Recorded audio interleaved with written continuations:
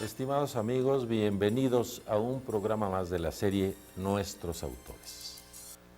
Se trata de un programa destinado a difundir la producción de los profesores de la Universidad Pedagógica Nacional, producción de investigación, de ensayos, de trabajo académico que después de filtros de calidad llega a ser un libro que se publica y se pone al alcance de profesores, de estudiantes y del público en general.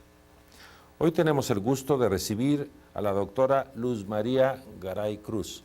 Bienvenida, Luz María. Gracias, y vamos a comentar con ella un libro que ella coordinó, que es parte de su trabajo en la universidad y que se titula Acceso, Uso y Apropiación de las Nuevas Tecnologías, es decir, de TIC, entre los docentes de la Universidad Pedagógica Nacional.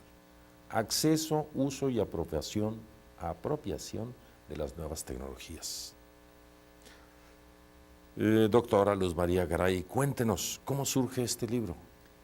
Bueno, ese es un reporte de un proyecto de investigación que tomó 2 años hacer. Y la historia es muy interesante porque es un diagnóstico que trata de ser réplica de un primer diagnóstico que se hizo en la UNAM. Se hizo un diagnóstico similar, lo coordinó la doctora Delia Crovi, que es alguien con quien yo he trabajado muchos años y hasta la fecha seguimos trabajando mucho en proyectos interinstitucionales. Y ella hizo un diagnóstico similar con la planta docente de la UNAM. Algún día lanzó una invitación y para mí fue todo un reto porque hacer un estudio similar en la UPN implicaba hacer algunos ajustes. En primer lugar, porque la UPN es una universidad temática concentrada básicamente en asuntos educativos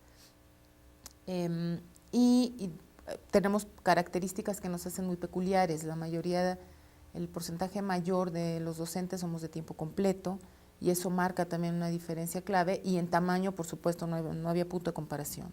Entonces, metodológicamente fue un reto hacer un ajuste de la estrategia para poder tener resultados que se pudieran comparar.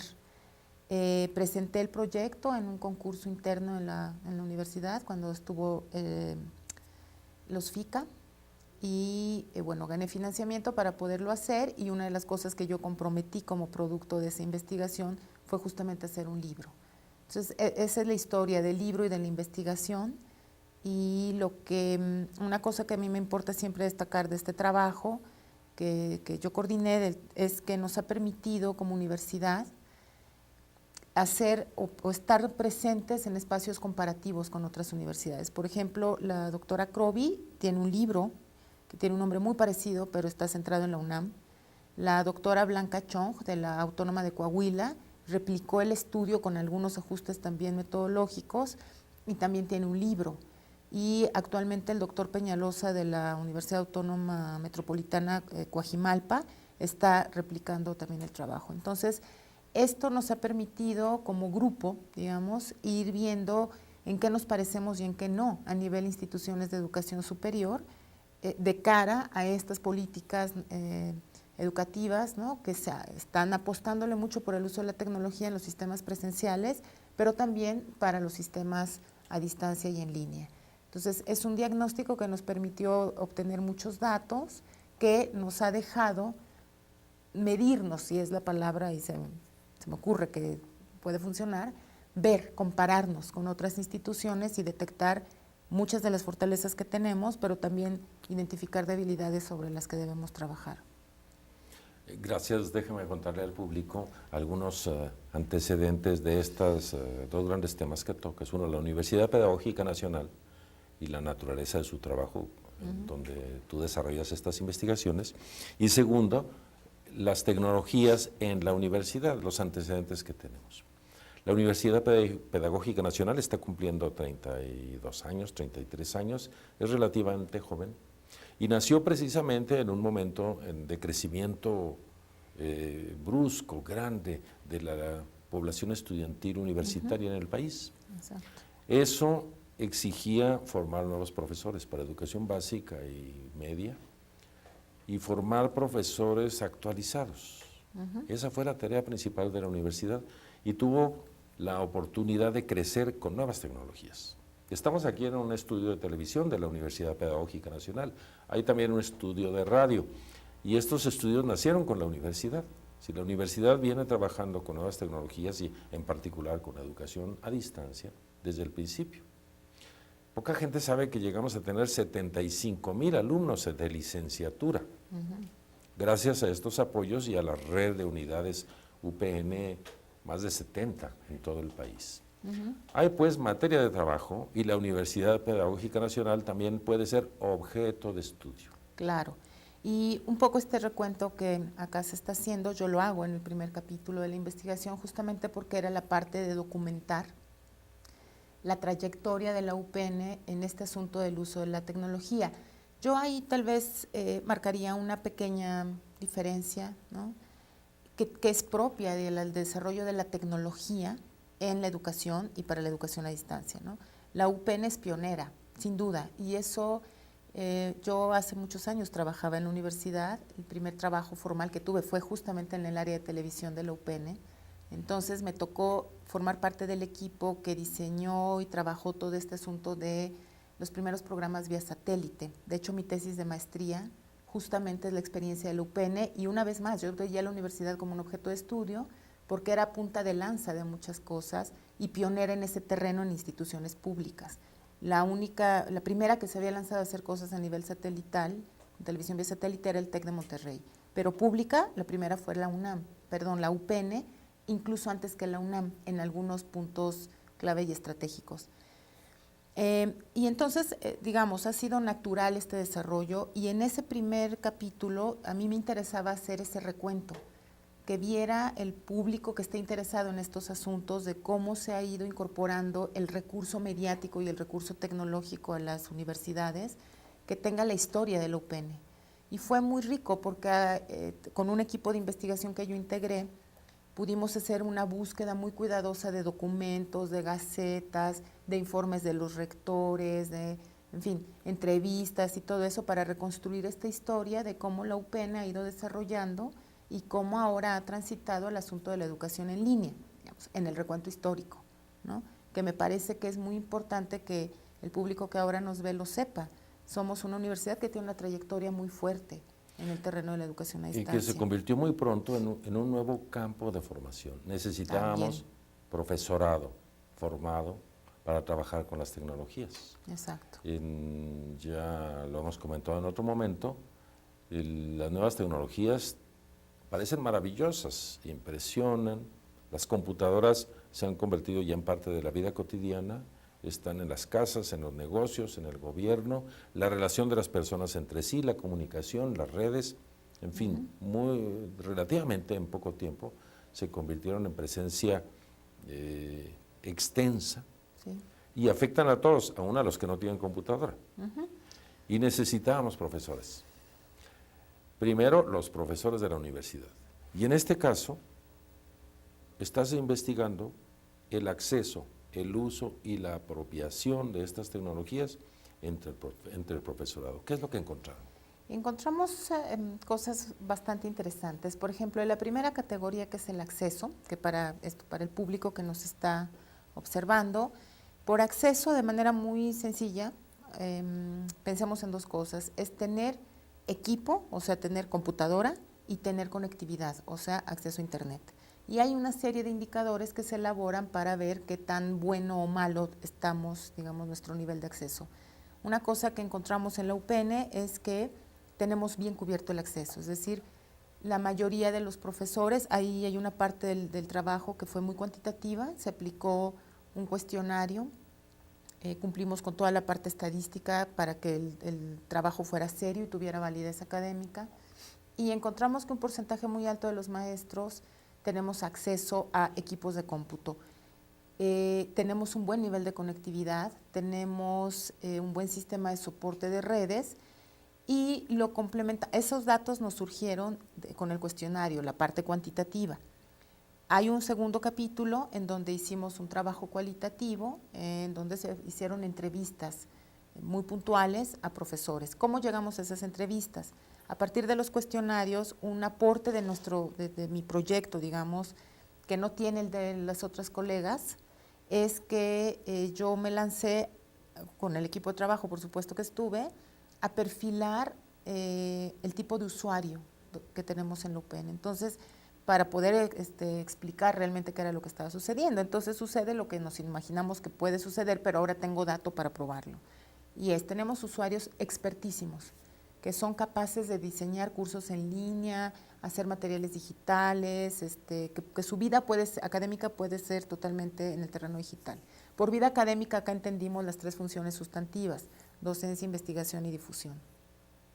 Hay otro tipo de usuarios, que es un usuario medio, digamos, que no es experto, pero sí sabe sacar ventaja de la tecnología. Y también tenemos colegas que son usuarios principiantes, que están teniendo un primer acercamiento al recurso de la tecnología y que se quedan a un nivel muy básico, ¿no? De usar Word, Excel, correo electrónico, punto. Eso fue para nosotros un hallazgo interesante, porque si bien nos imaginamos que así es, tener dato numérico que nos lo permitía comprobar y después poder ir y hacer entrevistas a 5 profesores, entrevistas a profundidad a partir de esos perfiles, nos permitió también dar cuenta de que si bien cubrimos perfectamente a nivel institucional la parte de acceso, también es cierto que en la dinámica del día a día y cotidiana se presentan algunas problemáticas, como colegas que tienen equipo que ya empieza a ser obsoleto, a veces algunos problemas de redes y no la velocidad que quisiéramos para solucionarlos, pero en un balance general, digamos, un primer hallazgo es que como institución tenemos un buen acceso a la tecnología. En el segundo punto, que es el del uso, ahí tratamos de saber justamente cómo lo define la propia palabra, es para qué usamos el recurso tecnológico, entendiendo como recurso tecnológico computadora e internet. No nos metimos en más detalle porque sería ampliar muchísimo la investigación. Entonces acá pensamos en computadora y en internet, concretamente en páginas web, wikis, blogs, o sea, ciertos entornos digitales que sabemos que pueden ser usados por nuestros colegas en la universidad. Entonces, las preguntas allá iban mucho en el sentido de cómo busca información para su clase, por ejemplo. Bueno, pues en internet, pero ¿qué de internet? Páginas especializadas, revistas electrónicas, bibliotecas, bases de datos, ¿en dónde? Después, ¿utiliza tecnología en sus clases para la parte de docencia? Sí, pero ¿qué? ¿Qué tipo de programas, qué tipo de recursos visuales, etcétera? Entonces, todo eso lo fuimos mostrando ahí. Ya encontramos que el grueso de los docentes emplea la tecnología para docencia, no para investigación ni para difusión. Estamos muy concentrados en docencia y justamente el proyecto que estoy desarrollando ahora, que es netamente cualitativo, pero que es como una especie de continuación de este primer diagnóstico, es centrarme mucho más en el uso, en la docencia, pero con otros niveles, para la comunicación con alumnos, para la elaboración de materiales y para la búsqueda de información, pero más a detalle, porque acá es un primer diagnóstico. Todo el mundo lo usa, sí, pero ¿cómo lo usa? Esa fue la pregunta que se derivó de acá. Esa y otras muchas, digamos, como todas las investigaciones, llegas a resultados, pero se te abre un mundo de preguntas otra vez, ¿no? Entonces, tenemos ese tipo de hallazgos. Una cosa que a mí me llamó la atención, que estamos igualitas todas las universidades, estas 4 que he mencionado, es que nuestras universidades invierten mucho en bases de datos especializadas y casi nadie las usa. Y el problema de que no las usamos es que no sabemos usarlas. Entonces, ahí, por ejemplo, es un punto en donde nos hace falta tener más formación para poder aprovechar más de esos recursos tecnológicos en nuestra práctica. Bases de datos de las que ustedes pueden tener información entrando a las páginas de internet de la Universidad Pedagógica Nacional, en particular en la sección de biblioteca. Exacto. Y también este ejemplo, así como nos ha descrito el trabajo que está detrás de esta publicación, es un trabajo de investigación, es un diagnóstico. Y verán ustedes que tiene detrás el propósito, la animación científica de los trabajos académicos de la universidad, es decir, indagar sobre si lo que se cree, lo que se ha convertido en saberes obvios, son realmente ciertos. Exacto. Y parece que esta investigación lo que viene es a romper algunos mitos. Sí, un poco también esa era la intención del trabajo, mucho se habla de que los maestros no sabemos, hay 2 vertientes, ¿no? Los maestros no usan la tecnología, no saben, no, bueno, sí, pero ¿por qué será? Esa es la gran pregunta. ¿De verdad no la usan o sí? Y acá encontramos que sí la usamos en distintos niveles. Estos tres que ya mencioné, los muy expertos, los promedio y los principiantes. ¿Para qué la usamos? Tenemos también diferencias. ¿Qué incide en eso? Damos el dato ahí también. ¿Qué incide la edad? Incide el género. Encontramos diferencias de género muy interesantes. ¿Cómo aprendieron a usar la tecnología? Si aprendieron, por ejemplo, hay un grupo de colegas que vienen de áreas de ciencias como formación inicial. Y entonces ellos tienen más años haciendo uso del recurso tecnológico, por lo tanto su nivel de uso y de apropiación es más alto que de los que vienen de humanidades, que no necesariamente hacían uso del recurso tecnológico, sino hasta que llegan a la maestría, por ejemplo. Eso marca una diferencia interesante. Encontramos y cruzamos otros datos, esto como la formación, y una cosa que para mí fue bastante interesante encontrar es que, seguimos necesitando los maestros cuando se pregunta, ¿qué sugiere usted que debemos hacer a nivel UPN para tener un mejor aprovechamiento de la tecnología? Y seguimos pidiendo cursos de formación. Es que necesitan enseñarnos, necesitamos tener más cursos de formación. Si lo dejamos así, pareciera un saber obvio. La investigación que dice qué tipo de curso piden quién. Evidentemente los profesores que están más en un nivel principiante pues requieren cursos que les permitan desarrollar más criterios de búsqueda de información en internet, cómo hacer wikis, blogs, etcétera. Los que ya saben hacer eso requieren más estrategia didáctica, por ejemplo, para el uso de esos recursos. Y los que son súper expertos, ellos quieren cursos muy especializados. Entonces, pareciera obvio, pero no había ningún documento de este tipo, digamos, por lo menos que yo conociera en esta indagación que hice documental previa, que diera cuenta realmente de algo que era obvio, pero que había que documentarlo, y es, no se pueden dar cursos de formación uniformes para el uso de la tecnología. ¿Por qué? Porque los usuarios tenemos trayectorias de apropiación de la tecnología distinta. Es algo que la misma universidad había detectado con anticipación y era un proyecto en el que yo participé sobre las necesidades de actualización del magisterio. Pasaba algo muy parecido. ¿Cómo le llamaríamos? El que parece el saber obvio, es, quiero cursos. Pero los mismos usuarios muchas veces no tienen claro qué tipo de cursos. Y el abanico de cursos que se ofrecen luego desde las instituciones tienen esa característica que es igual para todos y las gentes tienen diferentes necesidades. En el caso de las tecnologías, este interés es creciente y llega a todos los rincones de la sociedad.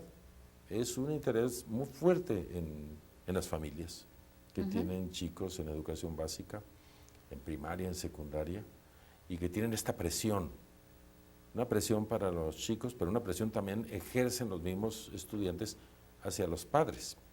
Y muchos padres que no están informados se dejan presionar de esa manera como si la computación fuera mágica y va a resolver los problemas de la educación, del aprendizaje, de la enseñanza. Lo mismo pasa con nuestros profesores.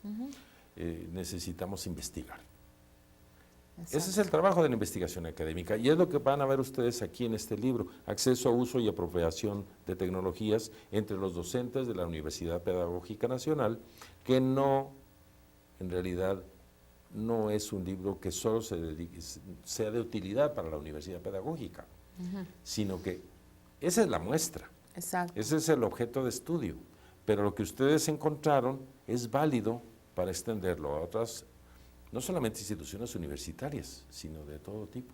Claro, porque una cosa en la que yo fui muy cuidadosa justamente era en darle vigencia al trabajo.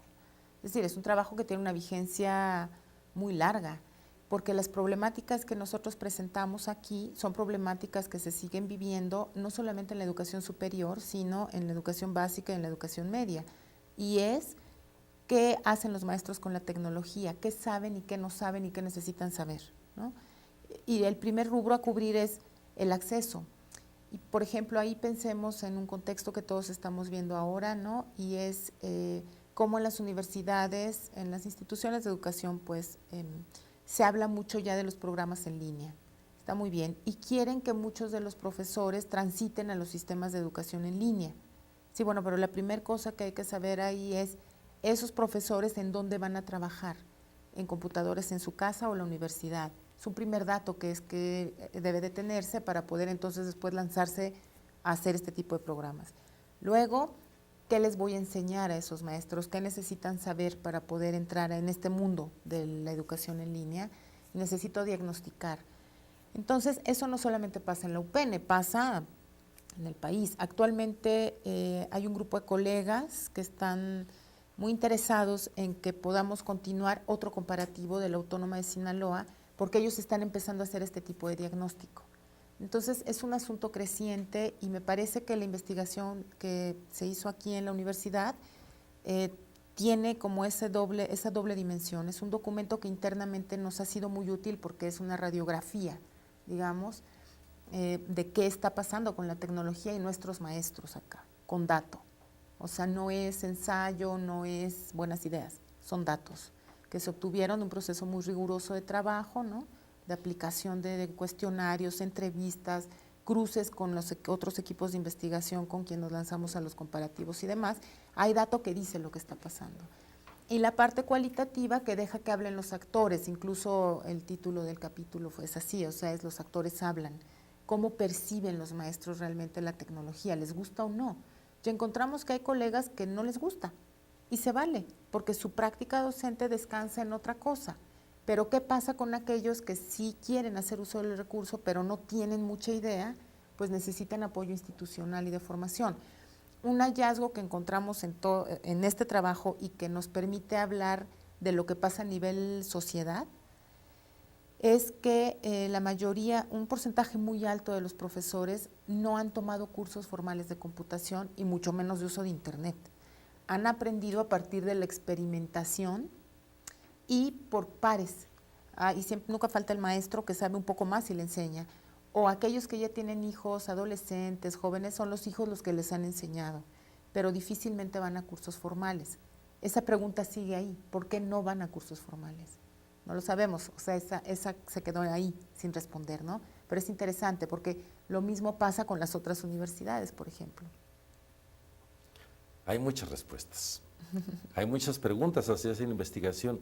Digo que hay muchas respuestas a esta última pregunta sobre por qué no van los profesores y otros, no solamente de educación superior, sino de educación básica, y los directivos, y los gerentes, y los padres de familia, ¿por qué no? Algo tenemos que mejorar ahí, o algo tenemos como universidad que averiguar más a fondo, porque no son satisfactorios, o no son didácticos, o no son atractivos, o hay otras razones en las personas que tenemos que conocer.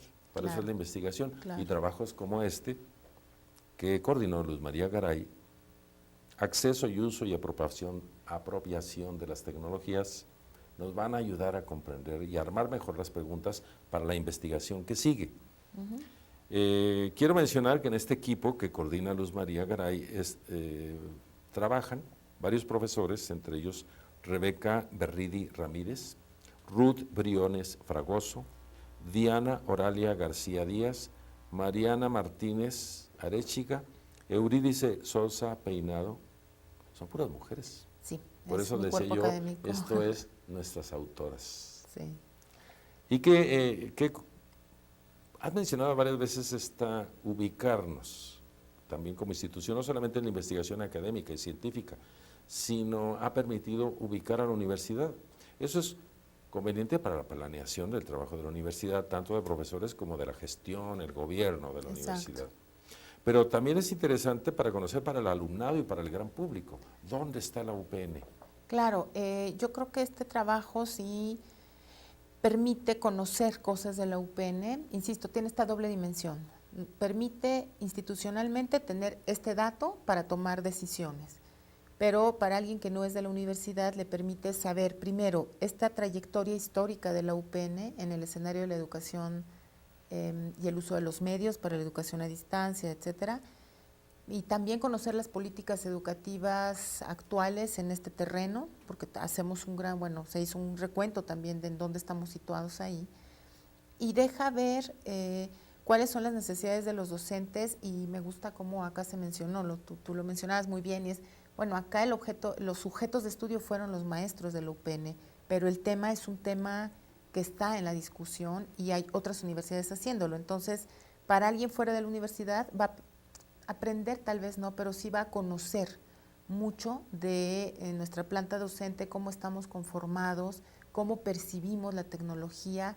Hay una parte de la investigación que también nos permite ver qué opinamos de la tecnología, nos gusta o no nos gusta, qué tanto ha cambiado nuestra vida cotidiana, para después concentrarnos ya de lleno en nuestra vida académica, que es lo que toca indagar acá.